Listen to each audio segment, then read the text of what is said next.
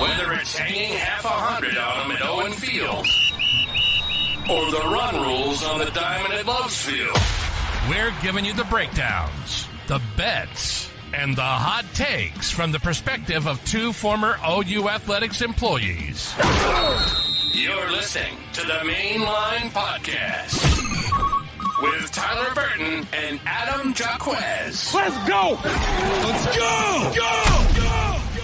Let's go. It's the Mainline Podcast. He's Tyler Burton. I'm Adam Jacquez. Today we're talking about the roadmap for recruiting for OU. We've got some new crystal balls that have come in, some predictions across the various recruiting sites. So we'll go in depth into the top players that OU's going to be looking at there. And, of course, we'll talk some men's basketball, some women's basketball. We haven't had too many podcasts where we've gone head-to-head with men's basketball with our normal recording time, but that's happening. So we might have a little bit of a live reaction to the BYU game as that hopefully maybe comes to a conclusion while we're actually recording this. But before we dive into all those topics, Tyler, how are you this evening? I'm good, Adam. Obviously, men's basketball currently tied at the half, 34-all with BYU. Football got another commitment coming off of a very productive junior day. Softball gets underway here in 2 days. Baseball gets underway here in about 10 days' time when they take on Oregon to open up the 2024 season. But, you know, Adam, things are good. But obviously, you do want to start out tonight's podcast with definitely some sad news. It's a sad day in the world, a sad day for country music, a sad day for the state of Oklahoma. And ultimately, it's a sad day for Sooner Nation. You know, I think everybody woke up this morning to the news that, Toby Keith had passed away after his fight with cancer. So, yeah, just a sad day all around. When you look at, there's not just the impact that he had on country music, as an American patriot, but, as an Oklahoma fan, a supporter. Whether he was on the sidelines for Oklahoma football, courtside for OU men's basketball. If anybody is not on social media, I highly encourage you to get on to get on X or Twitter. Take a look at what the men's basketball program did, leaving the open chair with the guitar in it and the red Solo cup right next to it as well. But yeah, just a sad day all around. Basically the entire world right now losing Toby. Ultimately, Adam, we had an opportunity to kind of meet and kind of interact with Toby a little bit, during our time at the athletic department, stand-up guy. And, I think that many people, they see Toby's impact on what he did, for, the country music world. But I think, when you look at strictly, Norman and the University of Oklahoma, you just look at the amount of love and praise that's come out about the life of Toby Keith, from people within Oklahoma administration, current and former coaches, former players that have had an opportunity to meet and interact and spend a lot of time around Toby. So again, it's a very sad day for Oklahoma fans, and rest in peace, Toby. Yeah, absolutely. I echo all of that. I hope that there's a new tradition that started with football of like honoring Toby Keith with a new song. I think it's what we should have done a long time ago. It's kind of sad that we didn't do that while he was alive and able to lead us in song in the stadium. But it seems like there's movement and momentum to make that happen this fall with one of his songs. Hopefully, our new tradition, which I think OU fans will really rally around. So I look forward to seeing that from the fan base to honor a guy that did a lot for the state, for the university. I know he was very involved with children over at OU Children's Hospital. So just an all-around great guy, and you're hearing all the great stories of that coming out today. But obviously a sad day. So definitely want to make sure that we paid a little bit of tribute to Toby Keith there today to start off the show. Yeah. So then awkward transition into the rest of the show from here, I guess. We do want to mention the Sooner sit-down that Red Dirt Media is putting on here. I believe February 17th. It's the Saturday after Valentine's Day. So, hey, great Valentine's Day gift, for the couples in your life. This could be really cool. We talk about NIL all the time. We're probably going to be talking about NIL with some of the recruiting news and profiles that we're doing here in a moment. But here's your opportunity as an OU fan to contribute to NIL, but also get something really cool out of it at the same time. They've already announced Jaleel Farouk's going to be there. Jaden Gibson's going to be there. Justin Harrington's going to be there. What might that tell you about his potential status going into the 2024 season? You're going to have, of course, Nick Anderson, Caden Helms, and then Trevor Knight's going to be there as well. So there may have even been some guys I missed there, or maybe some guys that they haven't announced just yet, but it's an opportunity to have dinner, drinks, do a meet and greet with the players, and maybe some other things as well. So check it out. It's linked in both the show notes on YouTube and on the podcast, but definitely want to give a shout out to the Sooner Sit Down.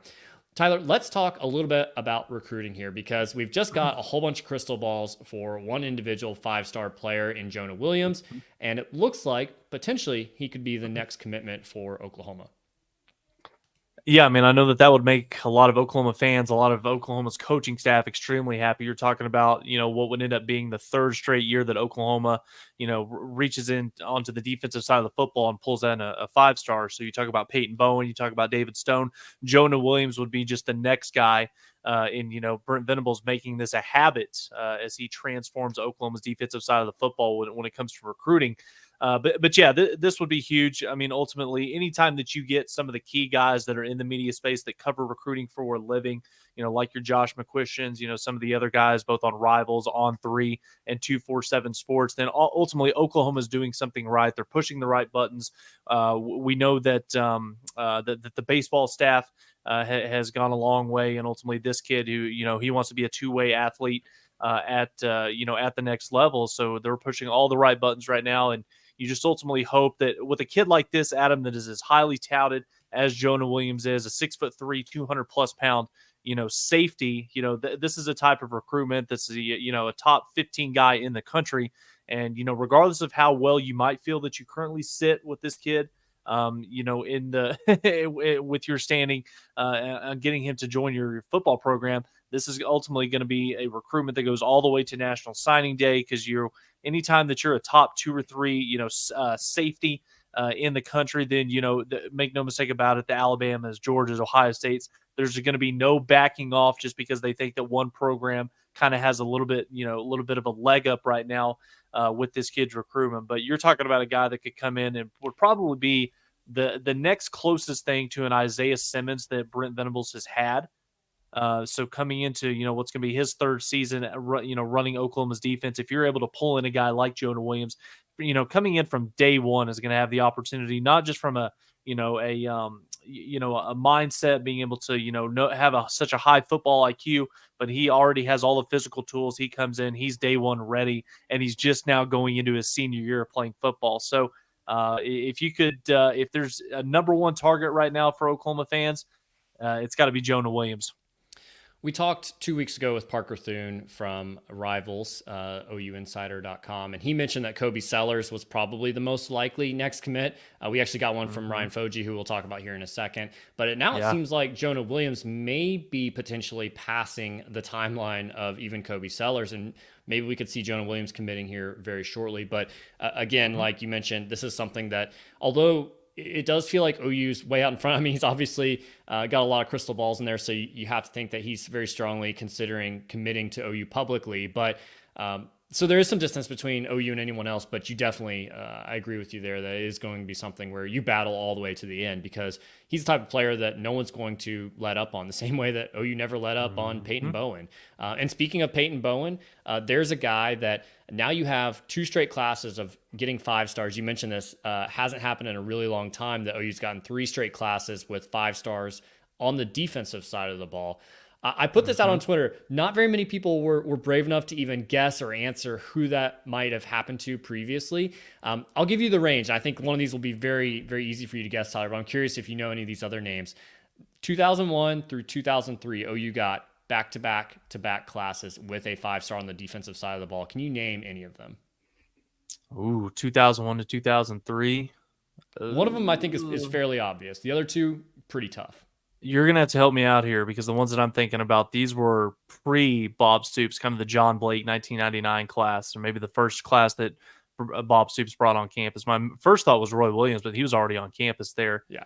I don't even know if they had 5 stars that long ago. No, it's going to be Tommy Harris in 2001. Okay. Zach Latimer, the linebacker, in 2002. And some people had Jason Carter, the defensive back, also as a 5-star. And then in 2003, Tony K, the safety. I know that if you're an old head, I was like 10 when that happened, so I don't remember recruiting that much at all.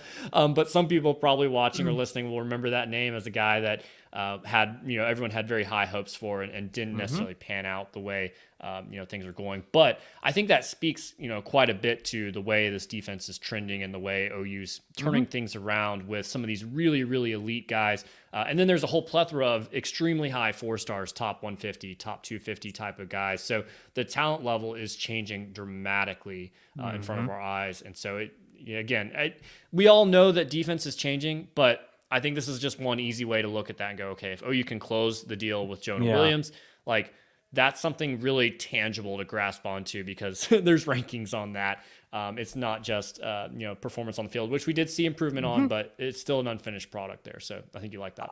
I think that 2025, this class is going to be interesting. Ultimately, once we put a bow on it, to really try to evaluate where Brent Venables and this coaching staff have really made up a lot of ground by comparison to the last, 4 or 5 years, where Oklahoma's recruiting classes on this roster has really been, lacking in some key areas. And Parker talked about it during our interview a couple of weeks ago, where he really highlighted the fact that this is going to be a recruiting class that you're not going to see 28 to 32 guys like we've seen from the, possibly the last couple of classes due to COVID, some of the extra scholarships that were able to be handed out. This is going to be a class where Oklahoma is probably realistically going to be looking anywhere from about 19 to maybe 23 guys. So Oklahoma has an opportunity to be very selective, which means they also have to be very careful because ultimately, if you're going to be that selective on some of these recruits, you want to nail them because you don't want to burn any bridges with some, plan B type of guys. But make no mistake about it, this is going to be an opportunity where going into year 3 of recruiting for Brent Venables, where the philosophy of him and this coaching staff is always being talked about, building relationships, building a culture, creating a family atmosphere, that's led by the soul mission at the forefront. I think that this is going to really be an opportunity where Oklahoma is going to have a chance to land a couple of players that you might not have seen them do a few years ago. And I think that goes back to, the vision of Brent Venables, the recruiting philosophy, the culture that's being built, and the NIL game coming into play as well. Because anytime that you're only signing 18 to 22 kids as opposed to 30, then ultimately that NIL opportunity for that recruiting class, you're gonna have a chance to really kind of throw a few more pennies in the pot for some of these other guys, as opposed to having to spread it out across so many players that are part of your recruiting class. So Jonah Williams will be a fantastic addition to this recruiting class. Kobe Sellers, another one, Adam,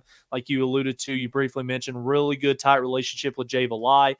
He's got some, mutual interest from, programs like Texas, like Baylor, and a couple other SEC schools that Oklahoma is going to be competing with against. Now, Kobe's a guy that like you said, he was a guy that Oklahoma thought, okay, this is your next guy that's going to pop. This is the next guy that's going to join the 2025 class. Now it kind of feels like he and Jonah Williams are kind of battling neck and neck with who's going to take that next spot for Oklahoma.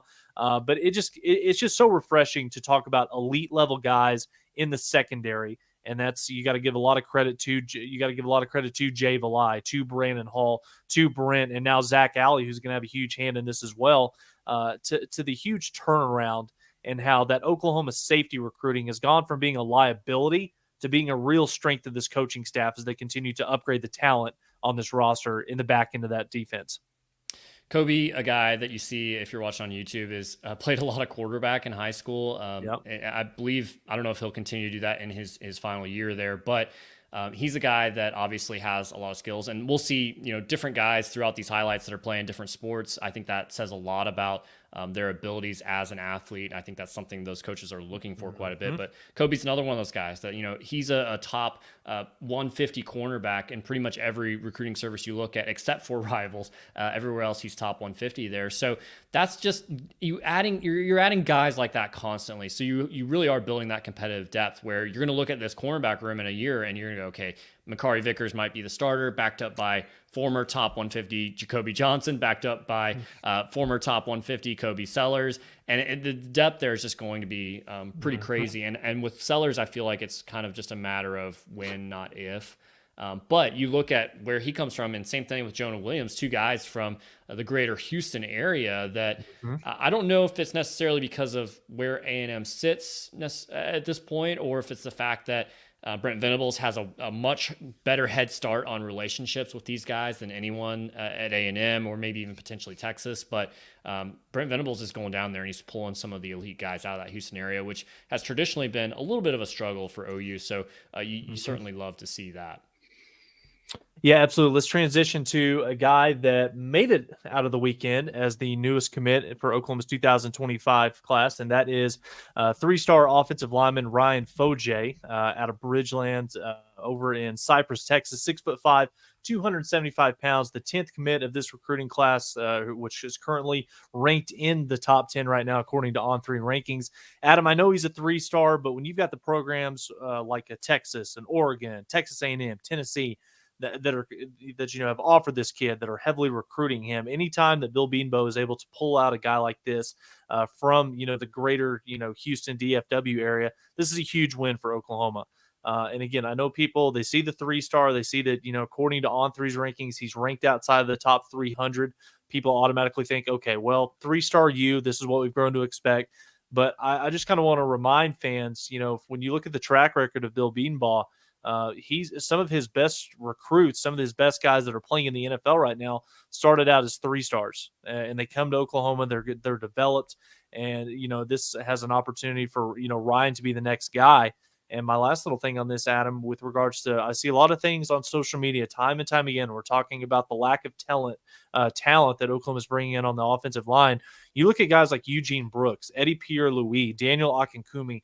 These were guys that in February of last year, they didn't finish as high up on the recruiting ranking boards as they did once signing day came around. So you got to trust the evaluation. Bill Beanbo, he knows talent. He knows what it takes. He knows what an offensive lineman going into his senior year of high school that he wants to be playing for him someday. He knows what that looks like. So trust Bill, trust the evaluation. I think that this is a really, really good pickup for Oklahoma. Excited to have Ryan as a part of this class for 2025. Yeah, I think you definitely have to take some of the rankings with a grain of salt, considering that in some scenarios, it's a guy that doesn't go out to all the camps, so he doesn't get seen by the scouts as much and therefore doesn't get as high of a ranking. I'm not saying that's the case with Foje here, but there's just different things that go into the equation there that could potentially change the ranking. But you look at, okay, well, if Oregon's recruiting, if A&M's recruiting, if OU's recruiting, if Texas is recruiting, okay, like that's enough. That should tell you a little bit that maybe this guy is slightly underrated. Maybe he's going to be someone that develops over time. Offensive line is one of the toughest, positions to really evaluate. You look at those.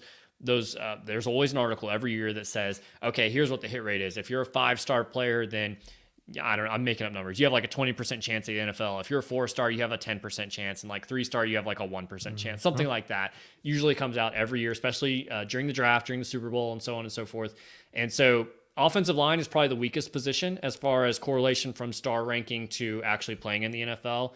But it still holds true. Like there's still value in those higher ranked guys, but I think you can overlook that to some level, not completely, but to some level when it comes to offensive line. When you talk about it as a whole, and you play the percentage game, yes, 5-stars ultimately coming out of high school, they have a much higher ceiling, a much better chance to make it to the NFL someday. But again, for Oklahoma fans that you want to just use a couple of examples from recent, you talk about Bray Walker, one of the most highly touted 5-star kids coming out of high school, barely even sniffed the field at Oklahoma. He ended up transferring to a group of 5 program, but before his career was over. And then another one you want to talk about on the defensive side of the football, we talk about the sledgehammer. We talk about Brendan Radley Hiles.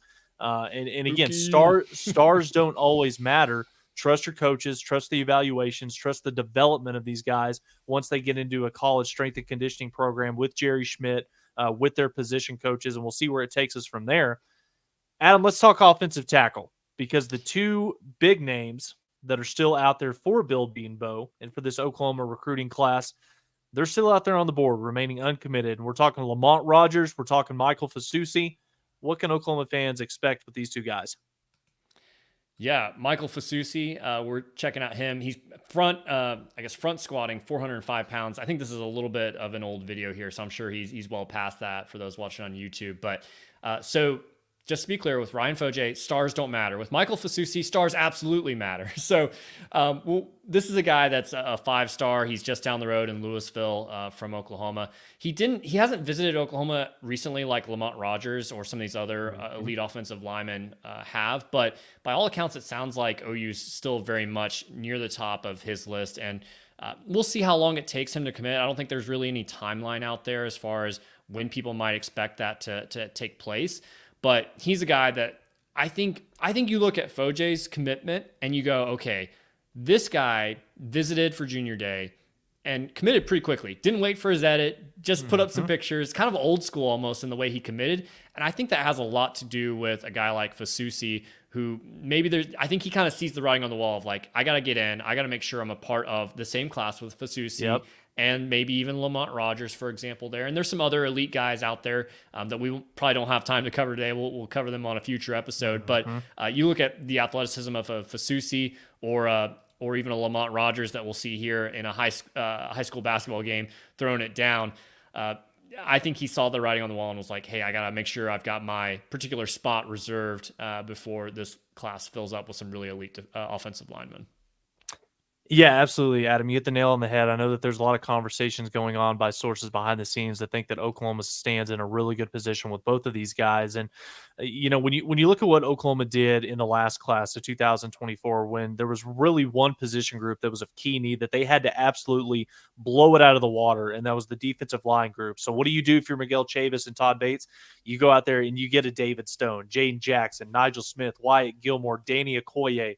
The same level of focus and attention is going to be put on the offensive line class for 2025, because once, when you look at what Oklahoma is really having to do this upcoming season, rebuilding the entire starting 5 offensive line, maybe outside of Jacob Sexton, you can't consistently rely upon the transfer portal to ultimately, be the foundation of your roster year in and year out. So again, like we talked about with the defensive line class, you look at Michael Fasusi, you look at Lamont Rogers, both guys, 6'5" plus, 300 plus pounds, both top 10 tackles, in the 2025 class. These are two guys that, especially because of the fact that they're just 2.5 to 3 hours down the road in the greater DFW area, a place that's been so good to Oklahoma over the last 25 years, Bill has got to find a way to land one of these two guys when ultimately the pen hits the paper here in the month of December. But I like where Oklahoma stands with or where they currently sit with both of these guys. It's just a matter of, running the race and see if you can't be the one that pulls ahead at the finish line. 2 weeks ago, Parker Thune told us that we shouldn't get our hopes up for Caleb Cunningham, the 5-star wide receiver out of Mississippi. Andrew Marsh, still a name out there on the wide receiver front that I'm sure you would also potentially love to take. But right now, you've got 3 wide receivers committed in Jaden Nickens, Elijah Thomas, and Grayson Harris, the 2-sport athlete there that's coming in 2025. Manuel Choice recently visited. We won't profile him too much on this episode. We'll probably save that for a future time there, but sounds like he is very high on the list there of potentially committing soon. So a name that we haven't talked about a whole lot, but is still out there, Isaiah Mosey. I know Lee Summit North isn't the most friendly name to hear on the show at this point, but it feels like there's maybe one spot left unless a Cunningham or a Marsh is actually realistic about OU. Yeah, Cunningham, Marsh, Choice, those have been the 3 names that have been the most talked about within the last couple of weeks. Honestly, Isaiah Mosey's a name that I'd kind of forgotten about, which is kind of tough to say when you talk about the number 1 overall player in the state of Missouri. And I know that a lot of people think that Oklahoma still sits in a really good position for Isaiah, and we'll see what happens. If there's anything that we know, Lee Summit North always provides a little bit of entertainment and fireworks when it comes to recruits in the University of Oklahoma. I still think that Missouri, because of proximity, because of how they play the NIL game, especially with Luther Burton having the type of impact that he's had in a Tiger uniform. If you're Isaiah Mosey, playing for the home state team up there in Columbia, that's ultimately got to be pretty challenging, pretty tough to try to turn that down. But make no mistake about it, I love Oklahoma's 2025 commits in that wide receiver room. Emma Jones strikes lightning in a bottle once again. What a surprise. So I'm not worried about this. Whoever decides to be the one to pull the trigger to take that 4th and final spot for Oklahoma's wide receiver core, it's going to be a really good player. But again, you got 3 to 4 guys and only 1 spot left, so somebody's got to jump up and take it. I think with Mosey, like, yes, he's a very good player. He's a top 200 ranked guy. He's an OU legacy. I think you'd like to be able to say, hey, Missouri, like, this isn't your territory. This is our territory. We're the SEC program in Kansas City, and you can deal with it. It's a little tough when they get $12 million donated to their NIL funds just yesterday on a single donor alone. Yep. So that's more than what I think Gabe Eichert had mentioned maybe a month or so back on the Oklahoma breakdown of what OU's actual budget was for. I don't know if that's just for football or for all of sports necessarily, but yeah, single donation to Missouri yesterday outdoes all of that entirely. Yeah. So that's just my thinking is like, yes, Isaiah Mosey, very good, but like I think we can wide receiver is not. It's not the position that quarterback or defensive tackle is where there's only a few rare guys that can do that. There's tons of wide receivers out there that could accomplish what Mosey could on the field, but I just want to be able to say like, back off Mizzou, like go Sure. sit at the little kids table where you belong is what I want to say as the OU fan. So we'll see what happens there. Yeah, that game up in no, I was just going to say that game up in Columbia next fall, that's going to have a little extra juice to it for both teams and both fan bases. So if you're traveling up to Columbia, tread lightly. It's going to be pretty hostile. Let's talk about the tight end position. So Oklahoma's got really two or three guys I think they're really focusing on. These first two. Oh, that should have said Nate Roberts there on that text. But Nate Roberts here in the initial text here, OU going up against Ohio State, and then the basketball clip, I think it's at the end of this one here, will be Lincoln Cure out of very far west Kansas. So going up against K-State, very much a Wildcats territory here. Getting the reverse dunk is Lincoln Cure in this particular clip. So he's got a couple of guys that they could potentially add to the tight end class here. Yeah, and I know that a lot of the attention has been given to Nate Roberts, and rightfully so. So he lives 15 miles away from the Oklahoma campus in the small town of Washington, a top 5 tight end in the country. And I know that everybody feels like this is an Ohio State Oklahoma battle. And if you read the tea leaves, if you follow the crystal balls, it ultimately looks like Ohio State is the clear front runner right now. But if you listen to, again, some of the guys that follow recruiting for a living, some of the guys that are inside the Switzer Center, they still feel like they're in a good standing with Nate Roberts, ultimately with his brother Jake, being part of the program ultimately right now as well. Again, I'm not.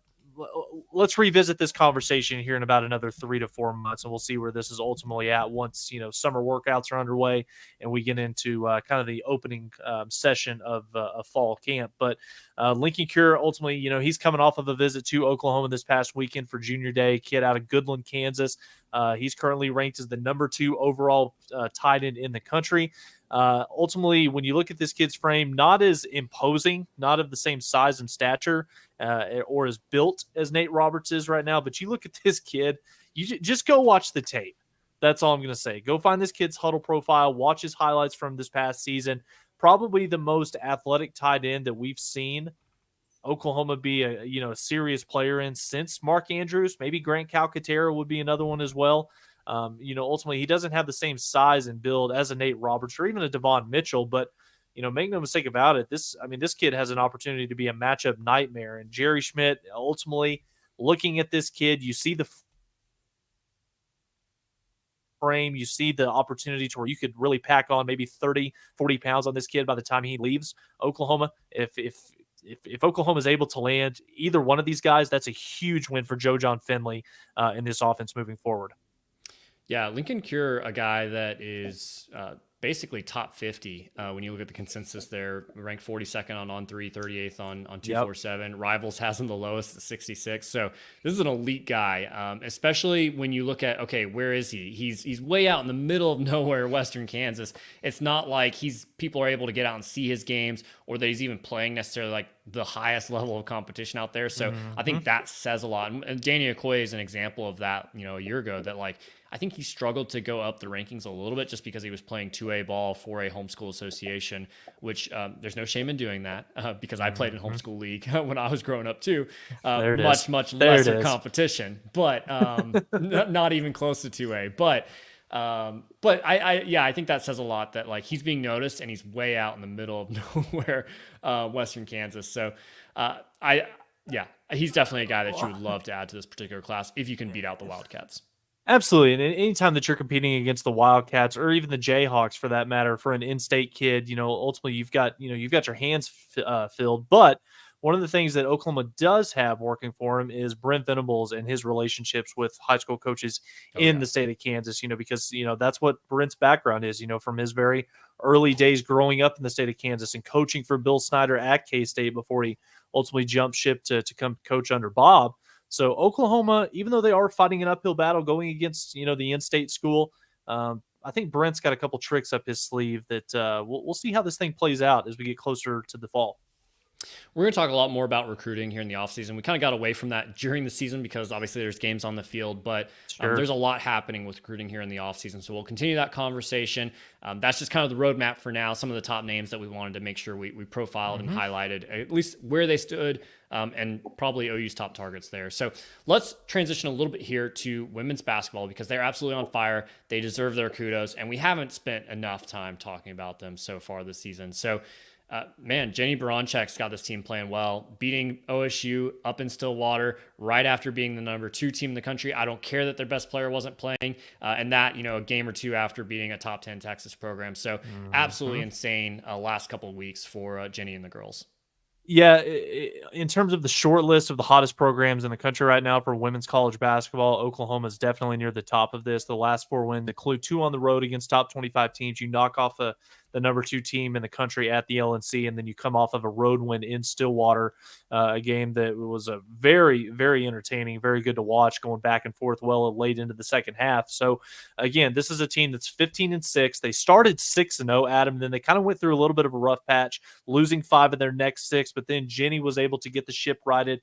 They were able to really find some good momentum as they moved into conference play, and here we are on February 6th. Oklahoma's won 9 of their last 10, and they're tied for first in the Big 12 Conference. So, again, fantastic job. Jenny Baranczak, she's the best basketball coach in the state of Oklahoma right now, men's or women's. So it's really, really impressive what she continues to do in, such a short amount of time since she's taken over as the head women's basketball coach. But, this is a huge opportunity. You've got the game against TCU when they come to the LNC tomorrow night at home. I highly encourage all of you fans, if you don't have anything to do, or you even do have something to do, move those plans to the side, cancel those plans, get out to the LNC, support Jenny and the girls. They are on absolute fire right now, and they're a hell of a lot of fun to watch. They are. I mean, the way they launch threes is crazy. And I had a lot of questions about this team coming in this year because you lose that senior trio of Taylor Robertson, Maddie Williams, and Anna Yunusa. And then Liz Scott goes down with a season-ending injury before a game is even played. So really you're just left with pretty much Skylar Van and Aubrey Jones, who contributed a little bit last year, but really not a whole lot of returning players. And now you look at, okay, you're getting key contributions out of Lexi Keys, who's hitting over 50% from 3 over her last 5 games. You've got Peyton Verhulst, the transfer from Louisville, who's scoring in double digits on a regular basis. You've got Sahara Williams, the true freshman, she's come in, she's been a hit. She's scoring quite a bit in the low post there. So you love the contributions you're getting because that's drawing a lot of attention away from Skylar Van, who is really just feeding in the low post right now, getting over 20 points 4 out of the last 5 games as well. So absolutely surging right now. And you're starting to see the reward, not as much as I think we would like to as fans, because they only just now entered the top 25, going up to number 24. Still only a 9 seed in the bracketology projections.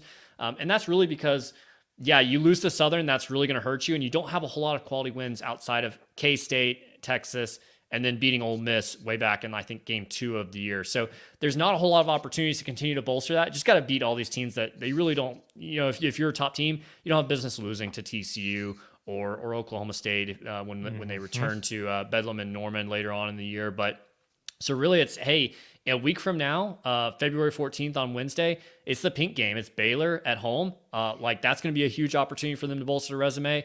Right after that, they go on the road to Morgantown to play a West Virginia team that is currently projected in the field as well. So those are your 2 opportunities, really the rest of the year to bolster that resume, try to make a strong run in the Big 12 tournament, set yourself up for success with some good seeding in the March Madness there. On the flip side, Adam, we talked about the good with the women's program. Let's talk about Porter Moser squad over at the LNC, the men's basketball team. 16-6 overall, Record looks really good on paper, despite 4-5 currently in Big 12 play. They're currently up 50-46 with 10 minutes to go in the second half at home against BYU. Will be a really nice top 25 win, a chance for Oklahoma to get, kind of get back on track after what was just an abysmal performance down in Orlando against UCF. Adam, what's kind of your vibe on this team right now? And if you want to even talk big picture, what's a measured reaction to this team and Porter Moser as he currently sits as the head coach of this basketball team? I wanted to ask your measured response because I don't know if I have one as far Well, as I mean, I goes. can kind of give you my thoughts on it while you think on it. Let me give them the benefit of the doubt because we're recording this as they're playing BYU, which, by the way, love BYU's uniforms. Looks old school. They look slow. They just look fundamental. I love those uniforms. So kudos to the Cougars for that. But let's give them the benefit of the doubt. Say that OU pulls it off. Here's an opportunity, really, to turn things around and change the narrative around the program and the team right now because you have 2 games at home this week. BYU currently, most people maybe will watch or listen to this, after the fact. They'll know the result of that. If OU doesn't pull that out, alarm bells, in my opinion. Then you play Oklahoma State at home. You've got a sold-out crowd coming for that one. Cowboys, not a very good team. You absolutely have to win that one. You can't continue to drop home games. It's nice that they have won two road games in the Big 12 so far. That's not been an easy thing for this program over the last couple of years. It's frustrating because we've talked about previously, okay, there's not a whole lot of tournament experience on this team. So what's it going to look like when things get tough? And we've seen things get tough, and we haven't seen them come out with the energy necessary or the clean play of not turning the ball over like we saw against UCF. They turned the ball over 4 out of the first 5 possessions or something like that. So you just wonder, okay, where's the leadership from this team? Is it Sam Godwin, who's really struggled offensively, especially in Big 12 play? And that was a question we talked about too before we got into the conference play, was that, okay, we like what Sam Godwin is. We liked him as a backup last year. Now he's being asked to do his starter minutes. And then John Hughley is a guy that, he's solid, but you look across at the other bench every single night in the Big 12, a taller, bigger, more athletic post player every single night. It's been like that for a decade for this Oklahoma program. So I feel like things are teetering on the edge here. That would be a fun trivia question as well, Adam, which it would be pretty subjective. But when was the last time that Oklahoma basketball took the court and had the superior big man in a conference basketball game? I think you'd probably have to go back to the Ryan Spangler days, and he was smaller. He was not even a true center. Yeah, I mean he was 6'8", 6'9". So, yeah. But yeah, I mean this is. I don't want to crucify Porter because I think the Porter's doing a pretty good job, and I think that a lot of Oklahoma fans were guilty, us included, or at least I know I was, kind of moving the goalpost when talking about expectations after you look at how well this team started, started the year off. But this is a typical Oklahoma basketball team that starts the year off strong, and then once you get into the grind of Big 12 play, and they start to fall off, Adam, once you get into late January, early February. And, I know that Porter is in year 3, and make no mistake about it, I think that it has been better. You can definitely see some signs of positive change, whether it's the roster development, the recruiting at an extremely high level, probably the best that they've recruited in the last 6 to 7 years. But 2 things that really stick out for me when you look at this Oklahoma basketball team. The half-court offense is putrid. It's so frustrating to watch them when they're forced to run their offense in the half court because I'm not even sure I know what Oklahoma's offensive identity is when they're not able to get out in transition and score some fast break points. And really the other key thing for me, Oklahoma, they need a difference maker or an impact player, whether that's from the high school recruiting ranks or in the transfer portal. And Oklahoma just simply hasn't been able to do that. And I'm not sitting here saying that Porter hasn't done a really good job with, overturning this roster because, you look at some of these guys, Atega Owade, Jaden McCollum, Jalen Moore, guys that are extremely well talented. But once you get into Big 12 play, recruiting some of these guys that are coming from lower tier programs and expecting them to play at the same caliber of level that they did at their old schools when you're going up against the, the grind of the Big 12 opponents, that's not something that we're seeing them do so far this season. And the best years of Oklahoma basketball, Adam, have been the ones where they've had a star player on the national level. And you just go back to the last 20 years. Hollis Price, Blake Griffin, Buddy Hield, Trae Young. Oklahoma just simply doesn't have that right now. And while they do have some nice pieces on this roster, McCollum, Moore, Owe, they're still behind the rest of the field when you compare them to the upper echelon of teams in the Big 12 Conference. And, we can talk about needing the new arena. Would that make a difference? I don't know. Probably so. But at the end of the day, a new arena is not going to have any bearing on how well this basketball team plays night in and night out. Yeah, it's a puzzling that Porter Moser doesn't get a better half-court offense, because that's what Loyola had to do when he was there. That severe talent disadvantage, and they were schooling teams with fundamentals and great sets in March Madness. So that's puzzling to me. I think a lot of people look at Moser, and I think some people have the same perspective you do, that, okay, things are improving. But also I feel like some of the reasons we are where we are is because of not moving on from the Groves brothers, or not recruiting over them, or not developing or putting them in the best position to be successful. Jacob Groves is having a hell of a season at Virginia right now. He's averaging over 17 a game. So is that Porter didn't get the most out of him? Did he not put him in the best position to succeed? I don't know. I don't know. So I don't know. At the end of the day, like, missing the tournament 3 straight years would be pretty awful. Now, we're not there yet. It's a huge indictment. Yeah, it looks like OU's still hanging on tough here as we record live, but they're teetering. Like, if OU's not able to beat BYU, then man, you're looking in rough shape, because the schedule's just going to get more and more difficult. We still have not yet seen this team be able to right the ship whatsoever. So it's a dangerous predicament to be in. And I've always been pretty consistent that I think OU is a program that once every 4 years, you should make the Sweet 16. Once every 8 to 10 years, you should make a Final Four. And then pretty much every other year, you should make the NCAA tournament. And maybe like one of those 10 out of the 10 years, you miss. I think that's reasonable expectations for Oklahoma as a basketball program. It's not elite. It's pretty good. You're probably top 25 a lot of years. Mm-hmm. Some years you might be slightly out, but I think that's reasonable. And we're kind of a far cry from that if we're looking at the last 2 years, missing out on the tournament. Not all that's Porter's fault, because I think Lon Kruger kind of let things slip a little bit towards the end of his tenure, and Porter's having to rebuild that. And I know things will get easier in the SEC, but I don't think you look at the program and go, okay, it's fine because we're going to an easier conference. I still think you go, okay, knowing that we're in the best of the best right now, we're still not competitive. So going to the SEC is not going to make us more competitive against the best. No, and my last little tidbit on this before we get to our Super Bowl picks here. You look at this. You look at the. It's 6.5 minutes to go. Oklahoma's up by 6 points. You figure out a way to hold on, knock off BYU. That's another top 25 win. You're 17-6. You're back at 500 in Big 12 conference play, and then you have another opportunity at home this upcoming weekend with a really bad Cowboy basketball team coming to town. It's going to be a sellout crowd. You have an opportunity to go 2-0 this week, get yourself above 500 in conference play before you approach just as what's a really, grueling back half of the Big 12 conference schedule that Oklahoma faces. But make no mistake about it, Adam, I completely agree with you.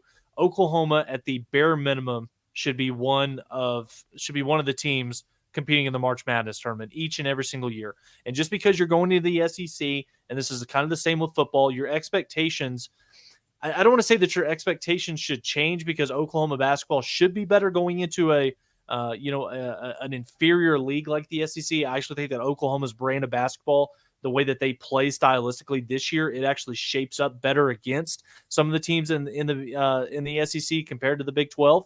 But again, I'm not ready to sit here and indict Porter or press the panic button. Let's see how the season plays out. But you make a good point, Adam. If Oklahoma fails to reach March Madness for the 3rd straight year, then yes, I think that going into next season, that seat is uncomfortably hot if you're Porter Moser. I did not know we were doing Super Bowl picks, but I will go with the Lions. Just tell me who you're cheering for. Going for the Lions? Okay. No. Okay. Our household here was devastated that the Lions couldn't pull off the win over the 49ers. That was not fun. So I don't know how I can pick against the Chiefs here. I hate the Chiefs. It's amazing. Like, I like the rest of America. Love the Chiefs early on. The offense was fun. Like, I'm talking like 5, 6, 7 years ago. Even when Alex Smith was there, it's like, oh man, this is like a college offense. This makes the NFL a lot more like college. It's a lot more fun. And now it's become the point where it's like, I am sick and tired of seeing the Chiefs in the AFC Championship game. At least this year they had to go on the road and at least earn it for what it's worth. But otherwise, they've had everything just kind of handed to them. Credit to them, I guess, for getting the records in the regular season and not have to travel on the road. But, man, I'm tired. I know people go, oh, Taylor Swift shouldn't bother you or whatever. But you know what? If I went to a Taylor Swift concert and I kept seeing Travis Kelce on the big screen, I'd be annoyed. I'd be like, I came here for a Taylor Swift concert. I don't need to see Travis Kelce. So that's kind of how I feel about it. So I'll be rooting for the 49ers, but give me the Chiefs to win. I just think you get the better quarterback in Patrick Mahomes. That's hard to beat. Adam, I'm a Dallas Cowboys fan, so I'm used to talking about other teams and having to pick games between other opponents this time of year. That's nothing new for me in this fandom. But yeah, I'm in total agreement with you. I don't mind the Chiefs when they got things started at the beginning. At the beginning when Patrick Mahomes got drafted, and they handed the keys to him after Alex Smith, stepped away. That duo of Andy and Reid and Patrick Mahomes is that's reaching Brady Belichick-esque.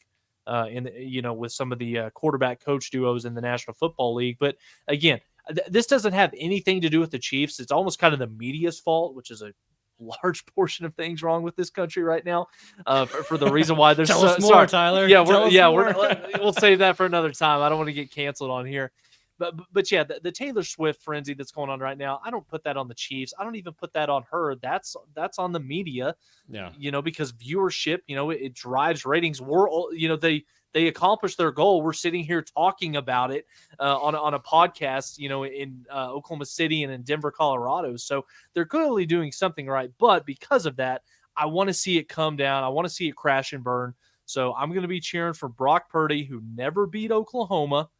I'm going to cheer for him and the 49ers to win the Super Bowl on Sunday. Did he? Right? He didn't beat Oklahoma, did he? 2020 OU lost to Iowa State. I'm pretty sure he was the quarterback. Did we? Then. Was that the year that we rematched him?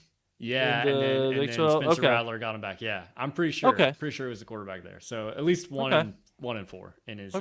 Same record as Sam Ehlinger. That's fine. There you go. Yeah. There you go. Well, appreciate everyone watching or listening this evening. We'll be back next week talking about who knows what. Probably softball, of course. We'll be talking maybe some baseball here in the near future. Probably won't do a preview for baseball, but we'll be talking about the team as the season goes on and we start to get to know some of the guys on the team there and what the outlook is for the year. And, of course, football as we continue to go. So appreciate everyone listening. We will see everyone again next week for the next Main Line.